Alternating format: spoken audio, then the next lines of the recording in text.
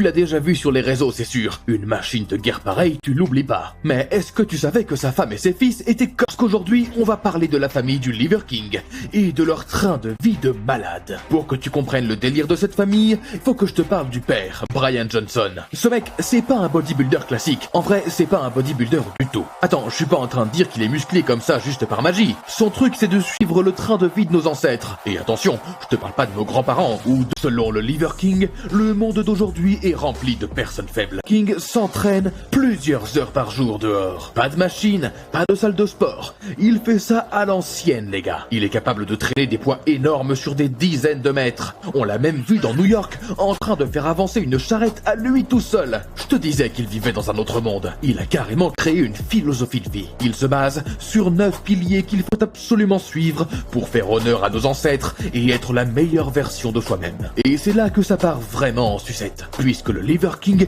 mange des kilos et des kilos de viande crue. Pour ceux qui n'ont pas forcément la ref, liver ça veut dire foie en anglais. Je te laisse deviner comment il a obtenu son surnom. On passe à autre chose, je commence à avoir mal au ventre moi. Avec son style de vie de dingo et son sens de l'humour, le Liver King a fait une sacrée percée sur les réseaux sociaux. Il a plus d'1,7 million d'abonnés sur Instagram. Quand tu regardes tout ça de plus près, tu te rends compte qu'il est pas seul dans son délire. Sa femme le soutient à fond dans ses projets. C'est même pas qu'elle le soutient d'ailleurs. En fait, c'est grâce à elle que Brian a changé de vie. Avant, il s'en foutait de la nature et il ne faisait pas attention à ce qu'il mangeait. Barbara, c'est le cerveau de l'opération. Ensemble, ils tenaient un cabinet de dentiste. Puis, ils ont ouvert une entreprise qui vend des suppléments alimentaires à base d'organes d'animaux. Et même si sur le papier ça dégoûte un peu, selon le Liver King, l'entreprise rapporte à la famille plus de 100 millions de dollars par an. Je sais pas si c'est validé par nos ancêtres, mais ça fait un sacré paquet de thunes. Et pour compléter le savoir que c'est grâce à eux que la philosophie de vie du Liver King est née. Quand ils étaient jeunes,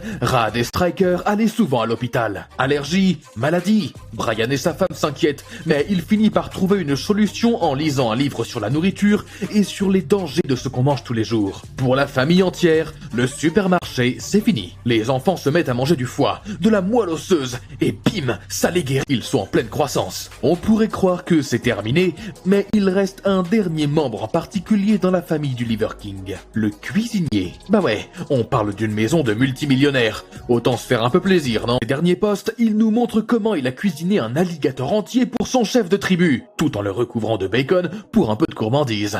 Faut avoir l'estomac solide, et on a une petite pensée pour les végétariens qui ont maté l'épisode. Que tu valides son mode de vie ou non, le Liver King s'est créé une énorme image de marque. Et si certains remettent en cause ses méthodes, et parfois l'accusent d'utiliser des substances pour être aussi musclé, il s'en fout un peu. Il vit à l'écart de la société avec sa famille. Il est riche, et apparemment, il vit sa meilleure vie. Après, je sais pas trop si j'accepterais d'aller dîner chez eux. Quoi qu'il en soit, rien que pour les sacrifices qu'ils font au quotidien, la famille du Liver King est clairement déterminée.